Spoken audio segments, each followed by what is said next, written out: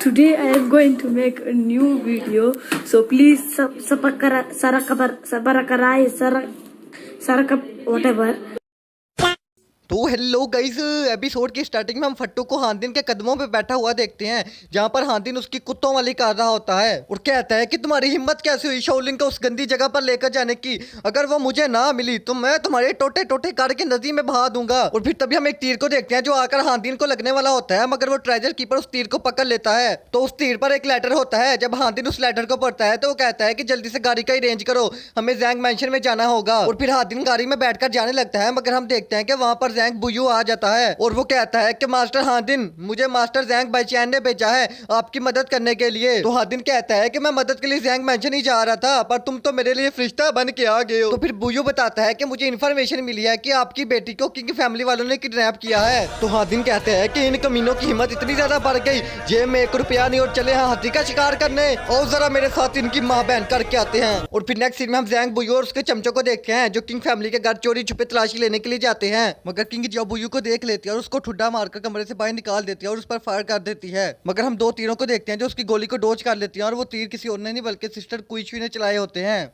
तो फिर किंग जियो जब उसे देखते तो वो कहती है कि अच्छा तो तुम ही थी जिसने वैंग फुशन में मुझ पर अटैक किया था। मगर तभी हम देखते हैं कि वहां पर प्रिंस भी आ जाता है और उसके सारे गार्ड बुयू को चारों तरफ से घेर लेते हैं। और फिर प्रिंस कहता है कि बुयू, यह मेरा किंग हाउस है, तुम्हारे बाप की कोई जगीर नहीं जहाँ तुम मुंह उठा के चले आओ। मगर तभी हम हांदिन को देखते हैं जो छत के ऊपर फंसा होता है और वो कहता है कि नहीं नहीं प्रिंस, हमारी बात सुने। तो प्रिंस कहता है कि हांदिन सर आप वहां पर क्या कर रहे हैं। और तभी वो किंग जियो को ऑर्डर देता है कि जाओ जाकर इस हाथी को नीचे उतार कर लाओ। तो फिर हांदिन कहता है कि प्रिंस, मुझे पता है कि मैंने आपके साथ गलत किया था, पर इसका ये मतलब नहीं है कि आप मेरी बेटी को किडनैप कर लें। तो प्रिंस कहता है कि are you joking to me, मैं तुम्हारी बेटी को क्यों किडनैप करूंगा। तो बुयू कहता है कि ओवर स्मार्ट बनने की कोशिश ना करो, मुझे इन्फॉर्मेशन मिली है कि तुम्हारे ही लोगों ने शाओलिन को किडनैप किया है। तो प्रिंस कहता है कि are you out of your mind, तुम्हारा दिमाग घास चढ़ने को गया हुआ है, सिर्फ एक बंदे के कहने पर तुम मेरे घर चोरों की तरह तलाशी लेने के लिए आ गए हो। तो हांदिन कहता है कि नहीं नहीं सर, ऐसी बात नहीं है, अगर आप मेरी बेटी को मुझे वापस काट देंगे तो हम इस मामले को भूल जाएंगे और इस पर ज्यादा इन्वेस्टिगेशन भी नहीं करेंगे। तो प्रिंस कहता है कि मेरा तो तुम्हारी बेटी के साथ कोई पंगा नहीं, तो मैं उसको क्यों किडनैप करूंगा।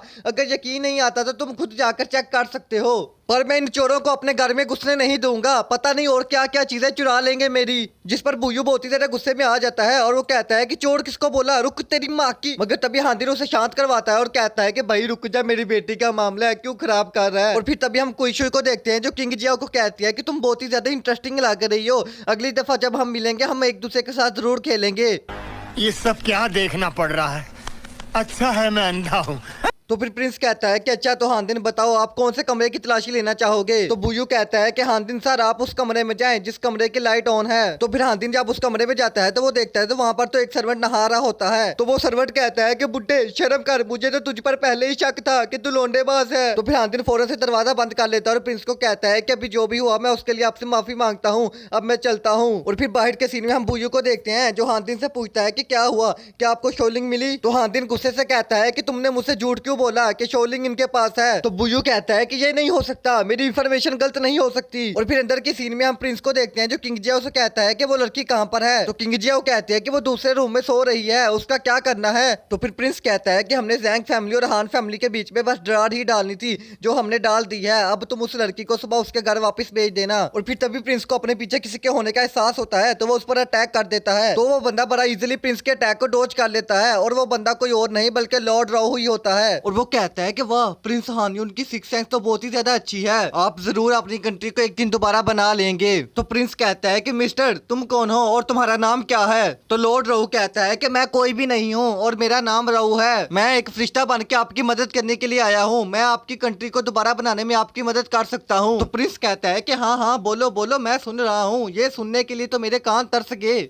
तो लॉर्ड राहु कहता है कि क्या तुम्हें एंशिएंट सिटी ऑफ लुलान के बारे में पता है जो जमीन के नीचे दफन है, अगर तुम उसको ढूंढ लो तो तुम इतने माला माल हो जाओगे कि तुम अपनी कंट्री को दोबारा बना सकोगे। तो प्रिंस कहता है कि मिस्टर क्यों झूठ बोल रहे हो, वो सिटी तो 100 साल पहले जमीन के अंदर दफन हो गई थी और उसको तो आज तक कोई भी ढूंढ नहीं सका, अगर मैं तुम्हारी बातें सुनूं ये तो मेरी जिंदगी की सबसे बड़ी बेवकूफी होगी। तो फिर लॉर्ड राहु उसको एक कॉइन दिखाता है जो कि एंशिएंट सिटी ऑफ लुलान का होता है और वो उसे बताता है कि जैंग फैमिली 100 सालों से उस जगह की प्रोटेक्शन कर रहे हैं जिस जगह जगह पर एंशियंट सिटी ऑफ लुलान है। अब प्रिंस हान यून आपको पता है कि आपको उसको कैसे ढूंढना है, अब मैं चलता हूँ। तो फिर किंग जियाओ कहती है कि यंग मास्टर हमें तो इस बंदे के बारे में कुछ भी नहीं पता, पता नहीं ये झूठ बोल रहा है या सच बोल रहा है। अगर हमने ऐसा किया तो ये जैंग फैमिली पर डायरेक्ट अटैक करना होगा।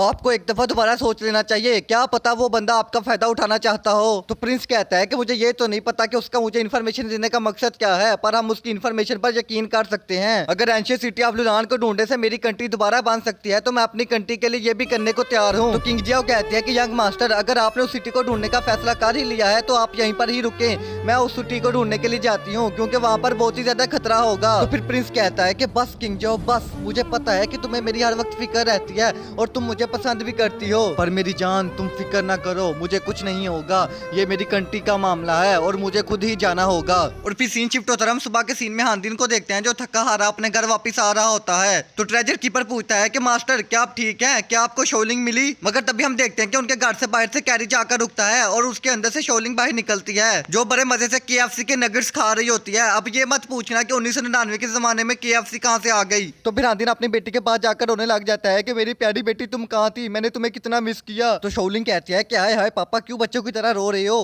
तो हानदिन कहता है कि कहीं किडनैपर ने तुम्हें कोई नुकसान तो नहीं पहुंचाया, दिखाओ मुझे कहीं इधर उधर तुम्हें चोट तो नहीं लगी। तो शोलिंग कहती है कि ओहो डैड क्या हो गया, मुझे तो आपकी कुछ समझ नहीं आ रही। मैं तो रात को भैया के साथ ब्रूटल गई थी और वहां पर मुझे एक हैंडसम अंकल मिले, उनका फाइटिंग स्टाइल इतना ज्यादा अमेजिंग था ना कि मुझे उन पर क्रश आ गया और मैं उनको पूरा रास्ता फॉलो करती रही। और फिर मैंने उनसे बात करने की कोशिश भी की पर मुझे बहुत ही ज्यादा शर्म आ रही थी, आपको तो पता ही है ना मैं कितनी ज्यादा शर्मीली हूँ। और फिर उन्होंने मुझे पीछे से बेहोश कर दिया और जब मैं उठी तो मैं बेड पर थी और फिर उन्होंने मेरे लिए एक कैरेज भेजा ताकि मैं अपने घर सेफली पहुंच जाऊं। हाय वो पूरी रात मुझसे बातें करते रहे पर मैं नींद में थी इसलिए मैं उनकी बातें सुन नहीं पाई। ए पागल औरत, तुझे कौन बताए तुझे रात को किडनैप कर लिया गया था।